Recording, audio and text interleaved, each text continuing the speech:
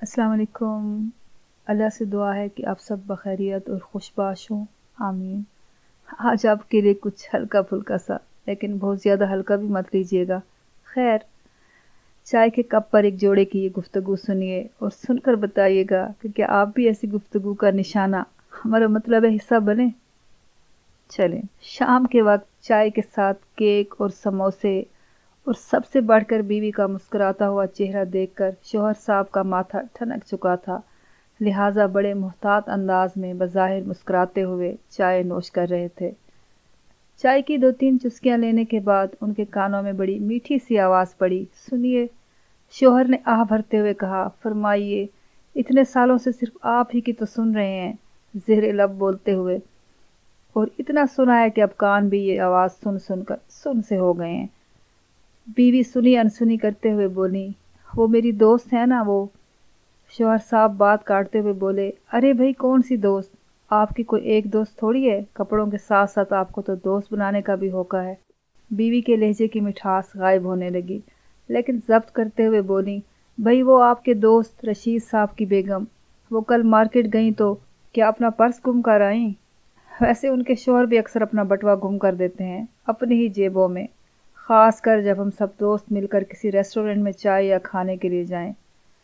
और मैं तो कहूँगा कि मार्केट में पर्स गुम ना भी हो तो खाली होने के इम्कानात तो 100% होते हैं, लिहाजा ऐसी जगहों पर जाने से परहेज़ ही करना चाहिए।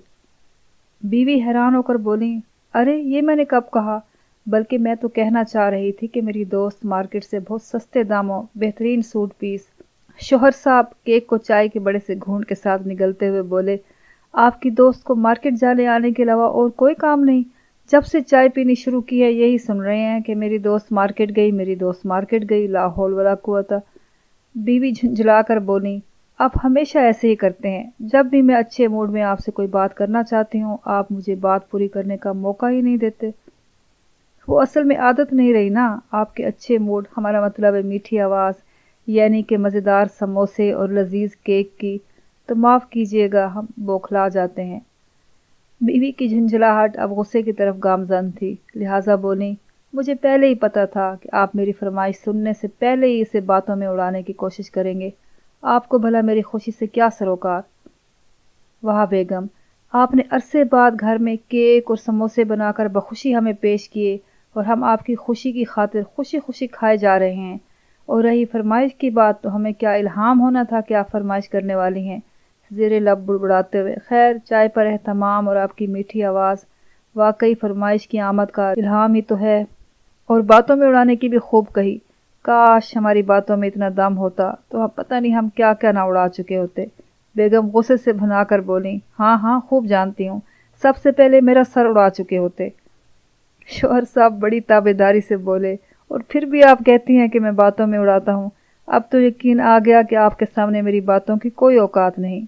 नहीं नहीं, आप तो अपनी बातों की चुटकियों से दूसरों को उनकी औकात याद दिलाते हैं। मेरा ही दिमाग ख़राब हो गया था कि दूसरों की देखा देखी आपसे फरमाइश कर बैठी, ख्वाह किचन की सड़ी गर्मी में अपना वक्त बर्बाद किया। इससे तो अच्छा था केक और समोसे बाजार से ही मंगवा लेती।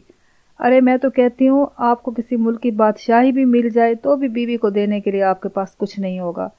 शौहर साहब ने हाथ में पकड़ा हुआ समोसा प्लेट में वापस रखा और बड़े जोश से बोले, कैसी बात करती हैं बेगम, अगर हम बादशाह बन गए तो आपको हम वज़ीर ख़जाना बना देंगे, लेकिन एक शर्त पर, यानी फिर आप मलका की पोस्ट के लिए ज़िद नहीं करेंगी। बीवी साहिबा ये सुनकर बतौर एहतजाज चाय की ट्रे उठाकर कमरे से वॉक आउट कर गईं। समोसों और केक को हाथ से जाता देकर शौहर साहब हड़बड़ा कर बोलते ही रह गए कि ठहरिए, सुनिए, अभी तो हम हर काम छोड़कर आपकी फरमाइश सुनने पर बैठे थे। हम तो हर वक्त यही चाहते हैं कि आप इसी तरह हमसे फरमाइशें करती रहें और हम उन्हें पूरी करके आपको खुश कर सकें, लेकिन आप हमें ये मौका ही नहीं देती।